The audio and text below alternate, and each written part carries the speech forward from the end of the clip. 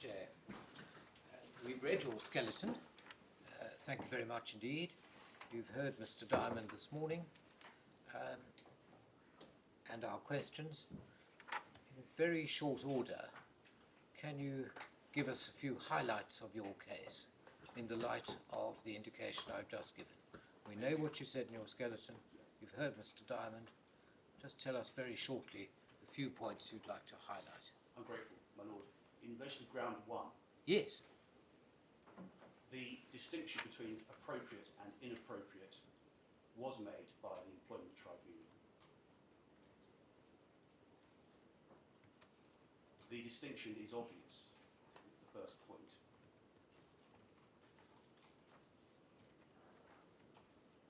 And it is also obvious in the context in which the claimant admitted the vast majority of that conduct and admitted it was a breach of the NMC code and also a breach of the weekly order management instruction. And where's the best place to find those admissions?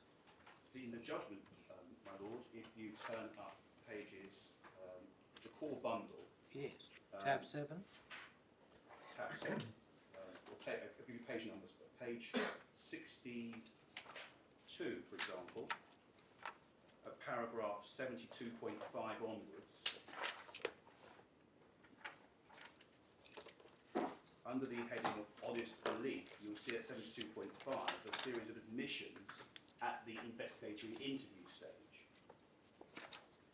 So 72.5.1, she continued to have such discussions, she'd gone too far, discussions were not appropriate, she had breached her duty. And then 72.6, the complaints themselves were clear evidence that the claimant's conversations had been inappropriate. So those are examples of findings. There are others at page 58 of the core bundle, and 59, I'm sorry, paragraph 43. This is dealing with the appeal before Mrs. Labour's carriage. And then the 43.1, the claimant stated that she was not alleging that anything the patient had said was untrue. By implication, therefore, she was accepting the factual truth of what the patient's complaints were.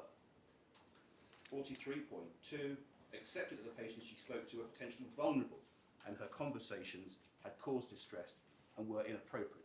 My lord, I'm not saying those are the only admissions, but they're the pithiest examples of those. In those circumstances, I say these bolster my submission that the inappropriate distinction was made here. It was almost like, if you forgive the analogy, pushing against an open door, that the parties before it, neither one was asserting that what the claimant was doing was appropriate. Okay. My lord, I hope I've dealt with the highlights of ground one. So your point in essence is that conduct was so obviously inappropriate and admitted that it wasn't necessary to go into any real detail or analysis. Yes, perhaps I've added to that because no one was saying this is appropriate. Well, they were suggesting it was appropriate to do this. Therefore, there was no real... There was no argument, no list, if you like, between the parties on that issue. If there had been a distinction argument raised, I say the outcome would have been the same. It would have been a finding that what the claimant did, unfortunately, on this occasion, perhaps with the best of motives, was clearly inappropriate. Yes. Thank you. Ground 2? Ground 2, as I understand the point being made at appeal, is that Article 9 rights were engaged by this conduct by the claimant. I say that that is wrong as a point of principle, and I rely upon the case of Kokinakis and a particular passage which sets out the distinction between manifesting one's belief through proselytisation and improper proselytisation. And, my lord, if I could trouble you, you're anticipating me. It's tab 1, and it's page 18 of the authorities bundle, paragraph 48 of the European Court of Human Rights judgment. Yep. My lord, it begins at the foot of page 18.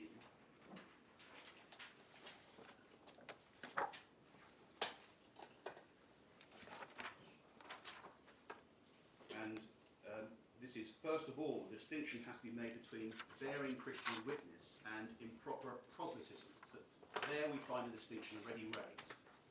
The former corresponds to true evangelism, which a report drawn up in 1956 under the auspices of the World Council of Churches describes as an essential mission and a responsibility of every Christian and every church. The latter represents a corruption or defamation of it. It may, according to the same report, take the form of activities offering material or social advantages with a view to gaining new members for a church or exerting improper pressure on people in distress or in need. It may even entail the use of violence or brainwashing more generally. It is not compatible with respect for freedom of thought, conscience and religion of others. Just stopping there, I say that's an important part of paragraph 48 because it sets up the distinction between proper proselytisation, if you like, and improper proselytisation. The latter is not protected. It would be absurd, if I may say so, my lord, that someone who proselytised using, for example, using one of these brainwashing, would be able to turn around and say, I am engaging in Article 9 rights. If I could then ask you to go to... well, alternatively, it can be limited under Article 9.2. Yes. If If were it to does found, engage yes. Article 9, Yes. then it's got to be, then the balance The comes balance, in under Article 9.2. Well, I'll pin my colours to the mast, my lord, perhaps rather foolishly. But what I am saying, my primary submission is, the tribunal's finding was Article 9 was not engaged because it found this was improper proselytisation. And the authority for that is Kokinakis. And what Kokinakis allows is distinction to be made between proper manifestations of belief or religion, but it says that improper manifestation is not an engagement or the application of Article 9 rights. And I was going to go down to the next paragraph, 49, if I've answered the question already. But in this particular case, there was a piece of legislation which prevented proselytisation, which used improper means, if I can paraphrase it like that. In paragraph 49, the court notes, however, that in the reasoning, the Greek court has established the applicant's liability by merely reproducing the wording of section 4, that's the piece of legislation, and did not sufficiently specify in what way the accused had attempted to convince his neighbour by improper means. None of the facts they set out warrants that finding. So, in the case before you, the claimant, for the reasons I've given earlier in relation to round 1, there was ample evidence of improper means. What she was doing, therefore, on the facts, was improper. It may have been motivated by the best of intentions, but what she was doing was improper. And I say that falls outside of Article 9 protection. When we come to the UK domestic position in the case of Chondol, as applied in later cases such as Wastony and the Grace case, in those cases, the distinction is applied fairly, which is to look at whether or not someone is engaging in a manifestation of their religious beliefs, or whether they have been guilty, unfortunately, of inappropriately manifesting those beliefs in an improper way. And in the case of the claimant before you, what the Employment Tribunal did was grappling with the unusual circumstance of having an Article 9 right being said to be something that should be taken into account in the context of an unfair dismissal case, but not running a claim of religious discrimination, was to say, first of all, the threshold question, is the right actually in play? And I say it fell at the first hurdle for the reasons I've given.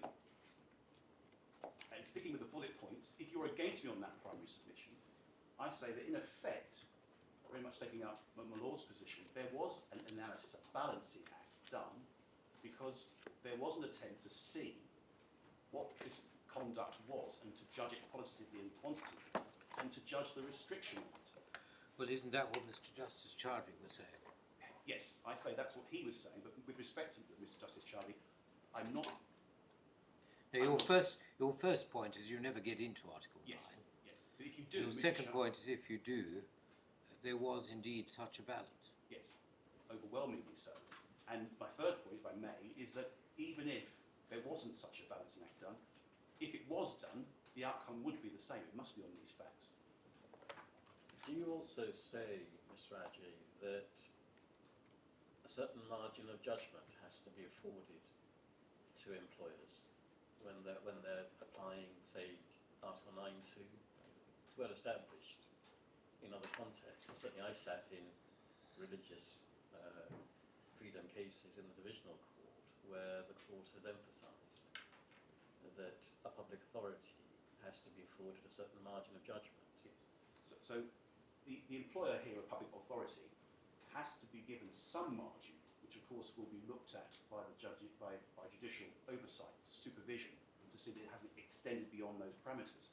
But there is a margin of discretion, of exercise of judgment, Yes. particularly in cases where the context is key. Picking up on my Lord's point, that in this case, where you have vulnerable patients who are about to undergo an operation, it's, I say, obvious that that context plays a lot more in play than, say, a press room where someone is frustrated about a story not coming off the press quick enough. Those are matters for the employer which are within the Lord's margin of appreciation, if I can call it that. Very much. I hope I've answered your point. Yes, thank you. Although I've dealt with, I think, the highlights. Thank you. I hope I haven't gone That's beyond what we the asked you stretches. to do. Thank you. Thank you very much indeed. Mr. Diamond, anything in reply? I'm sorry to sort of make your heart sink. I would like to have a few moments to reply, and I will be as quick as possible. Thank you. First on My heart remains where it was. well, firstly on the admissions point, my learned friend, that is, as we said, that's an employer saying, I think you may have done something vaguely wrong. We're not quite sure what you've done wrong, but you're vaguely going to make an admission because you want to save your job. This court needs to apply the Article 9 test. Now, my learned friend referred to Kokinakis, and I'm so glad he did. If we can stick at Kokinakis then, and this case has been rather dearth of authority, but I will come back to that in a minute. Firstly, paragraph 48, which my learned friend took you to, did mention the criteria of improper prostitutism. And then it defines improper, it's the only definition I think I'm aware of in Article 9, define improper prostitutism. And it goes, offering material or social advantages, gaining new members, improper pressure, people in distress, well, maybe, or, for this case, or in need. It may entail the use of balancing or brainwashing. Then at 49, my learned friend took you to, the court notes, however, that in their reasoning, the courts establish applicants' liability by merely reproducing the wording of Section 4 and did not specifically specify. That's the exact point I'm making, specifically specify. What was the speech analysis that we have in this case? And then the last sentence reads, none of the facts they set out warrants this finding. Now, my lords, if I may, can I take you back to paragraph 10 of the judgment? Kokinakis. Kokinakis, yes.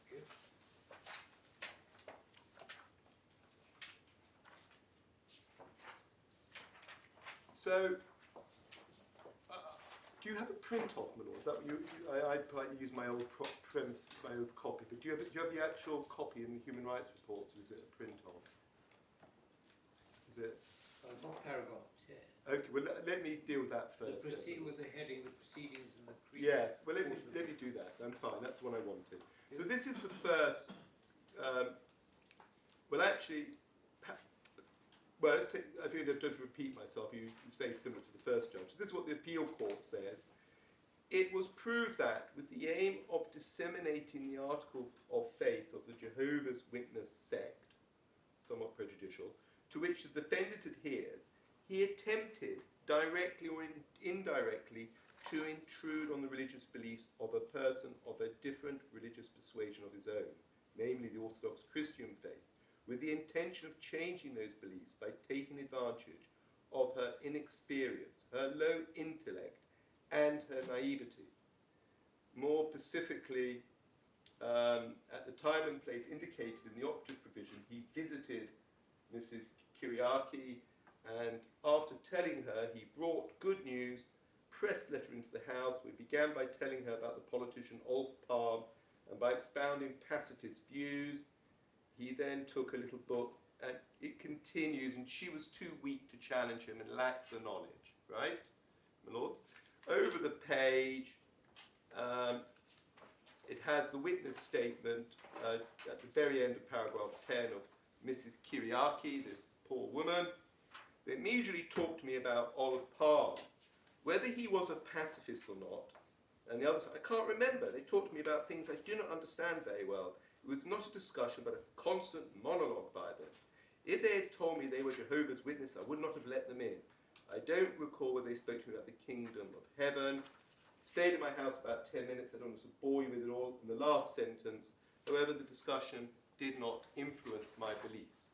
Now, what the 49 says, none of these facts warrant it. And I could go into a bit more detail, but you have this typical case of the complaint in this case.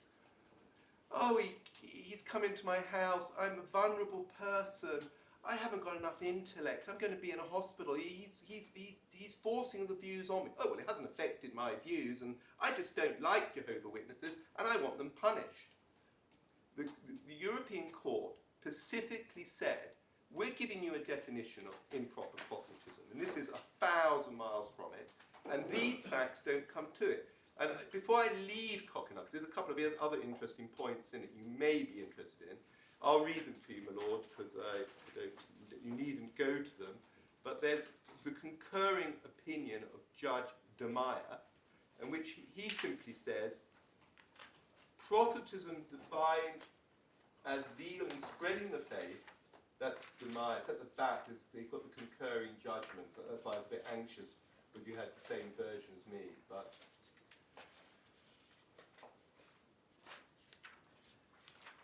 Page. well, that's why I'm a bit anxious. Maybe my learned friend can help me, Mr. Agier. The concurring opinion of Dr. Do you want the concurring opinion of Judge de Meyer? That's the one. Okay, we have it, I think, on page 23. I'm grateful. The bundle. I'm so sorry, I've got my slightly different version that I tend to operate out of one. Anyway. Is it where he refers to proselytism? Yes. So the judgments are quite interesting, the ones that follow on. And he goes, proselytism, defined as zeal in spreading the faith, cannot be punishable as such. In a way, perfectly legitimate itself of manifesting one's religion. In the instant case, the applicant was convicted, and I accept this as criminal sanction, only for having shown such zeal without any impropriety on his part. And that he was accused of was that he tried to get into Mrs. Kyriaki to share his religious beliefs. Mrs. Kyriaki had let him into her house. There's nothing to show that she asked at any point to leave. She preferred to listen to what he had to say, while awaiting the arrival of the police who'd been alerted by her husband, the cantor.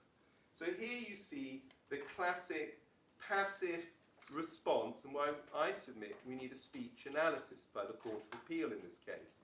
She invited him in. He didn't know she didn't want him. She acquiesced to praying, singing a hymn, talking about Ulf Palm. He didn't know that she wanted him to go. Meanwhile, she was planning to complain about him and bring about this very situation. And if we go back a stage, it's interesting reading, but you could read the partly a concurring opinion of Judge Petiti. He takes a very philosophical attitude to this case. Have you got that, my lords? Yes. And there's a paragraph, mine's about 5 down, saying the government itself recognises.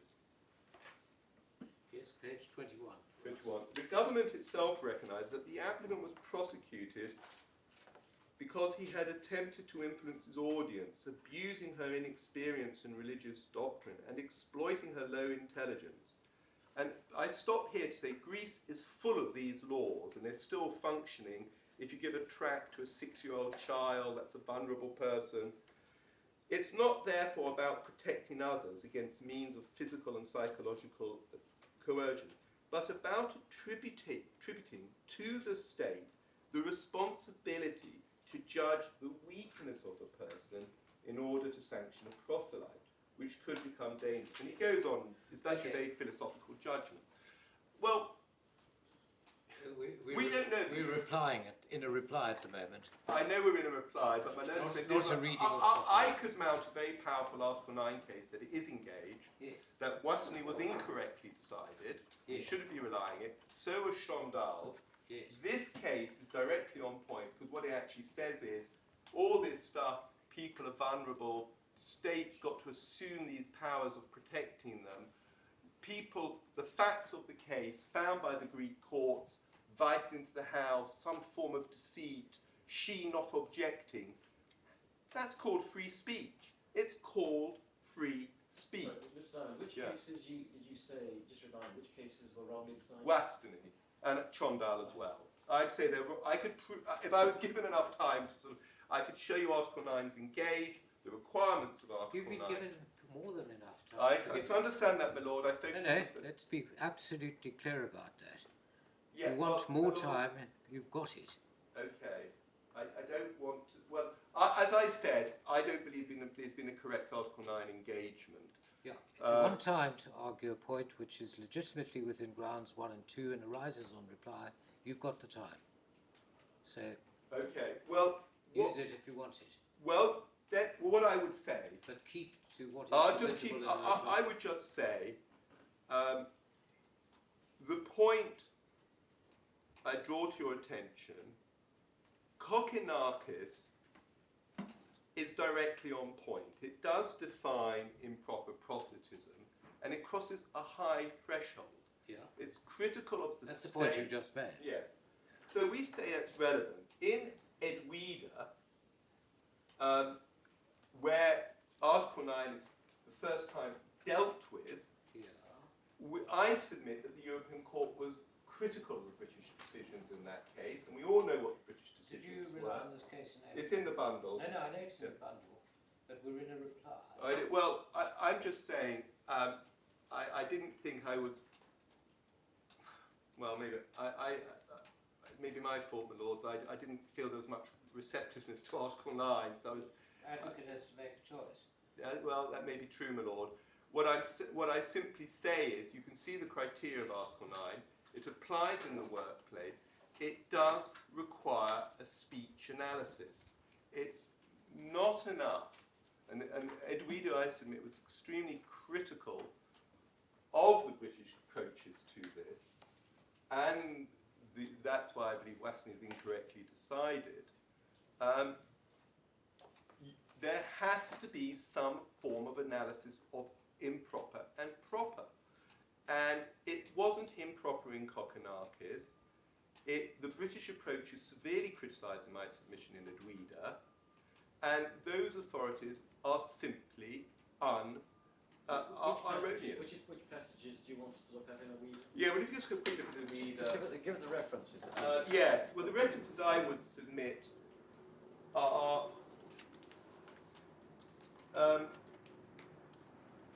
in particular, obviously, 79 and 84, and in particular, the first point I draw would be the engagement of Article 9. If Miss Kuteh was sacked because of her religious manifestation, Article 9 is engaged.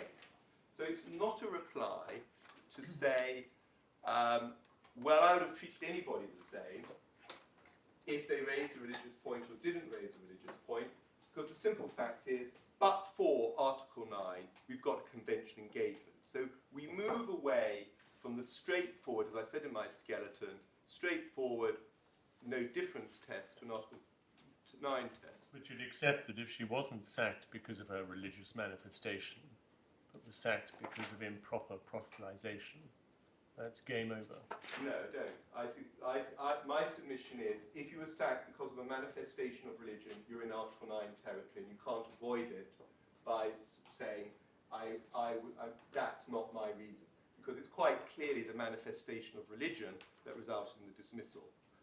It wasn't, forgive me, it wasn't what my lord put you. Well, I don't say it's game over because I don't think it is. No. It's still Article 9. It's game over if you say Article 9, I've done the correct test, 9.2. And What my lord put you was, if you're sacked for improper proselytisation, it's game over. Oh, well, excuse me, my lord. That it would be, if you're sacked, Yeah. well, I don't think we're out of Article 9 because we have the one definition of it. But if you did say it Yeah. was improper, I'm out of 9. Yeah. What I would draw your attention to, I think it's paragraph 83, Good. where of Edwida, where they simply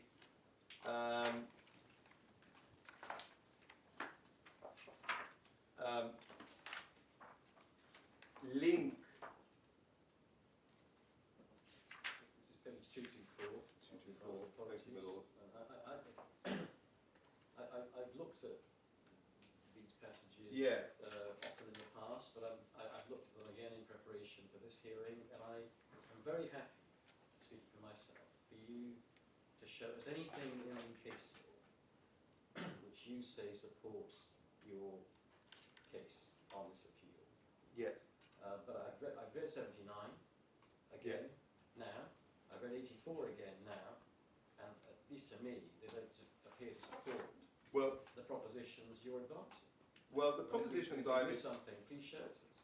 Yeah, well, the proposition I'm advancing is not particularly a great proposition. It's quite simply Article 9 now is in the workplace, as it clearly says in Article 3, and then it relies on a number of Article 10 employment cases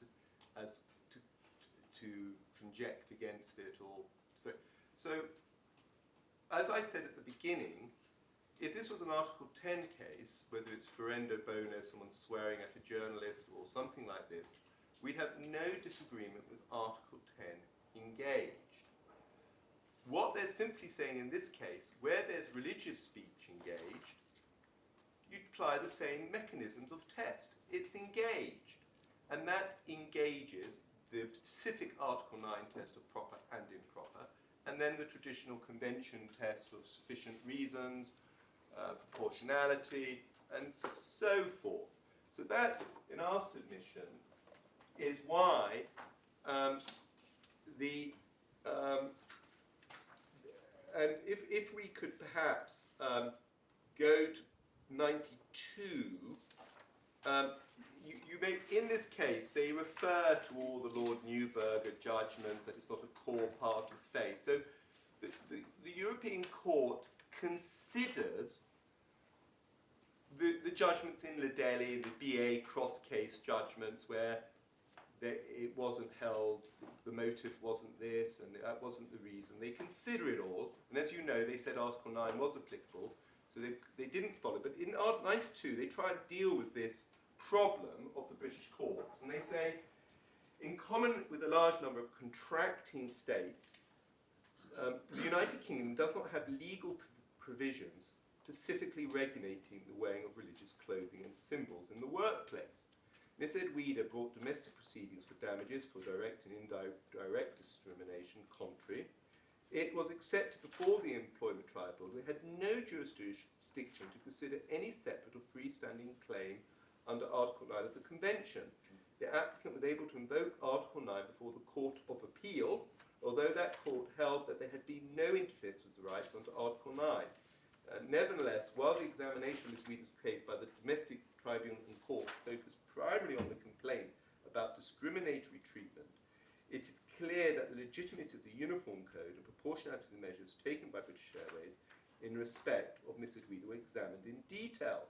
The court does not therefore consider the lack of specific protection under domestic law in itself meant that the applicant's right to manifest her religion by wearing a religious symbol at work was insufficiently protected. Now, what they're saying was, and they quote it in the beginning, I could take you through it, the British court's approach was wrong, right up very often to the Court of Appeal, and it was saved because the Court of Appeal did do a full Article 9 analysis, although they found against it and got Article 9 wrong.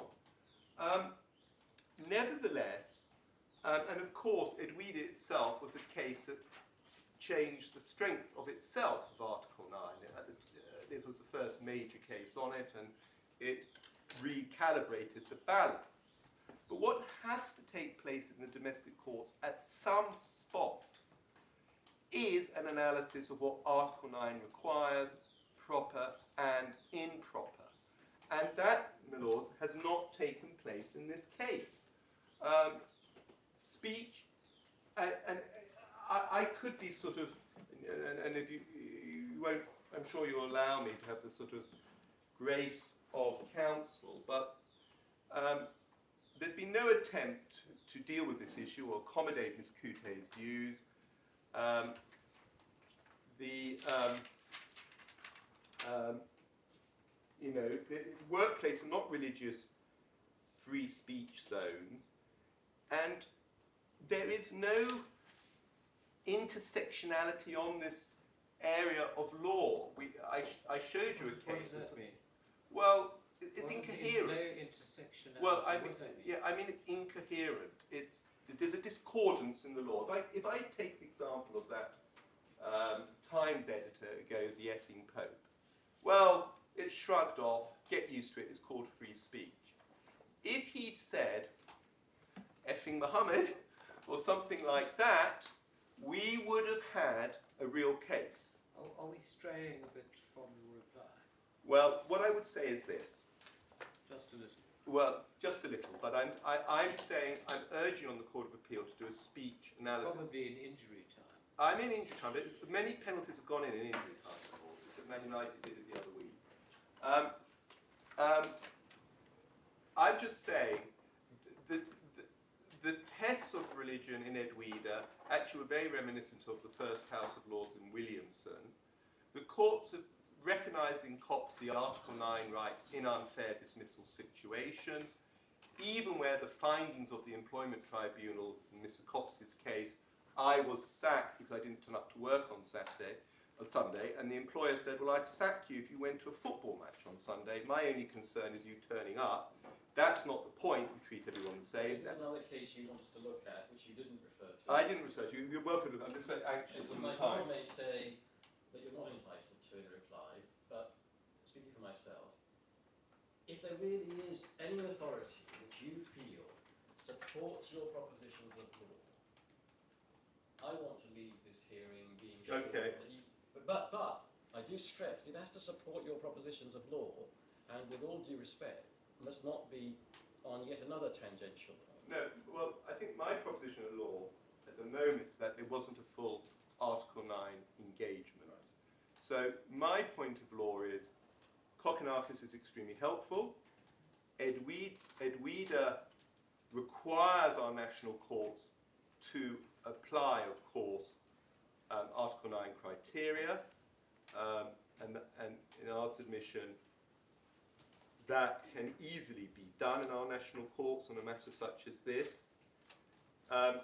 It's a complex analysis, Article 9. So if we did go to COPSI in tab 5,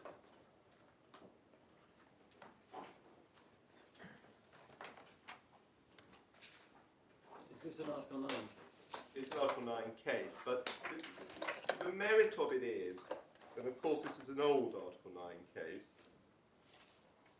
What do you mean by that? Well, it's before Edwida, and it's a sort of developing. It was a developing area of law. If we just go to paragraph 8, and it's got sub-paragraph 5. This is Lord Justice Mummery's judgment.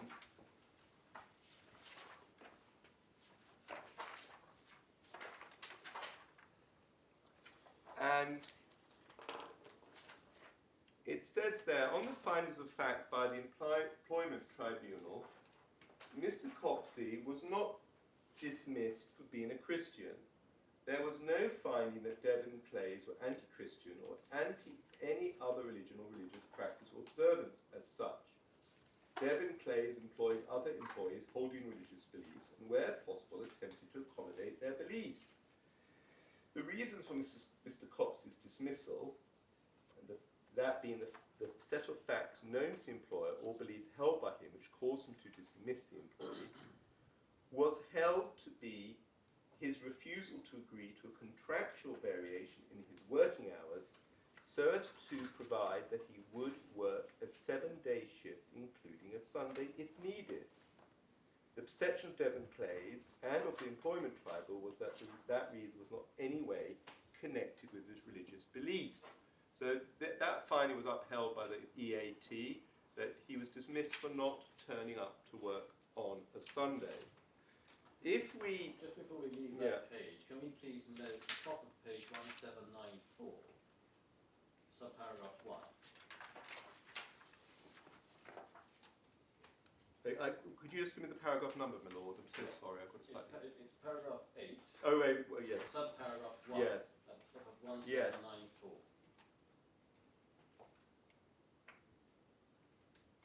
Well, I accept that, but I just say this, firstly, this is a public authority, and this is why, in my submission, Edwida was relevant, because that point came up in Edwida, and it was the Court of Appeal that closed the gap in Edwida. But if we just jump to paragraph 28,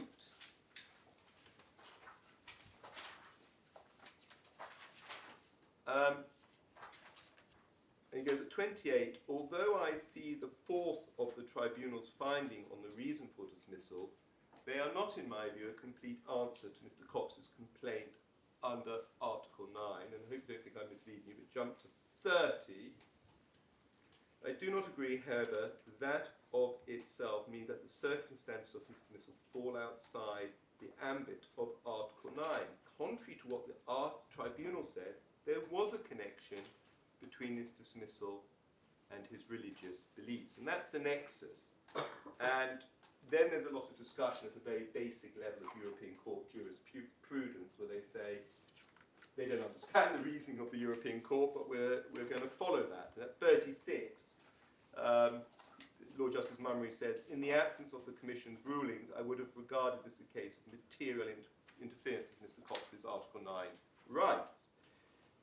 At paragraph 43 is a full judgment by Lord Justice Ricks, who disagrees with the meaning of the European Court judgments, and he says an Article 9 obligation requires employers to seek a reasonable accommodation with an employee, which didn't happen with Miss Kuteh's case. Forgive me, Simon. Obviously, we'll look at anything that you want to look at, because we want to make sure that we've fully understood your submissions. Well, my... Forgive me, can I ask this question? Sorry. But, for my part at least, at the moment, I'm completely failing to understand what any of this has got to do with the present case. Well, I think my submission is this. Miss Kuteh has Article 9 rights. Yes. We've, under the Human Rights Act, we've got to, as far as possible, give effect to the Convention rights. Article 9 instructs us that there is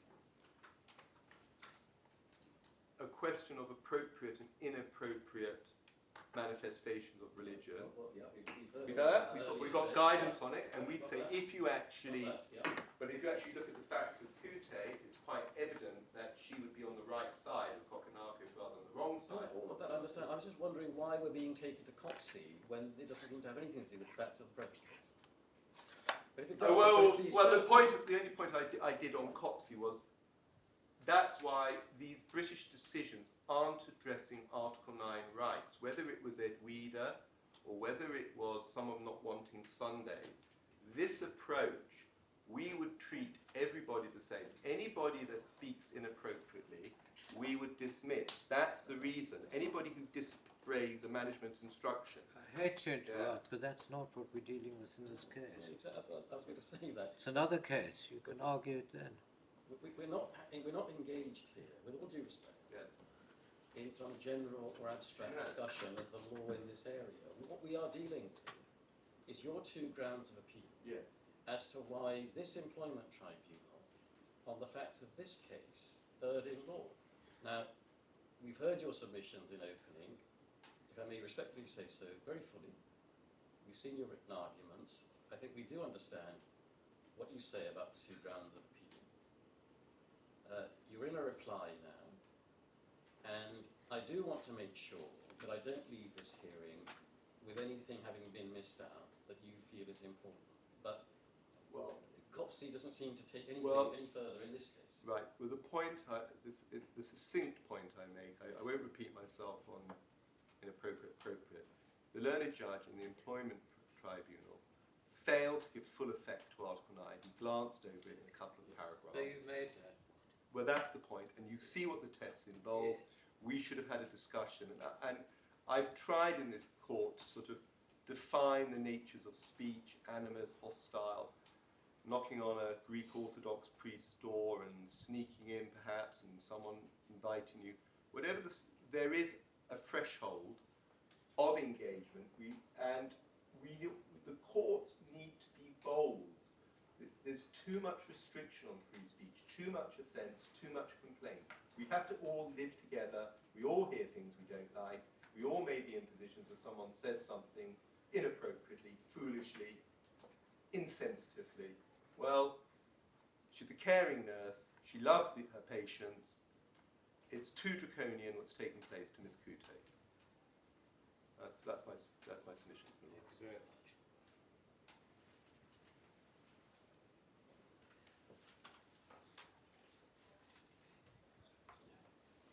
Thank you, Mr. Diamond.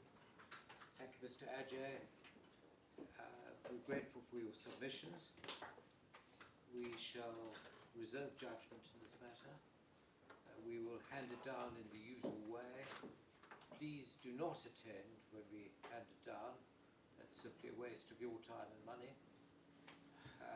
You will get a draft in advance. The reason for supplying a draft is to correct typographical errors. It's not to have a go at improving the judgment. Any consequential matters, please deal with in writing, and so will we. Thank you very much.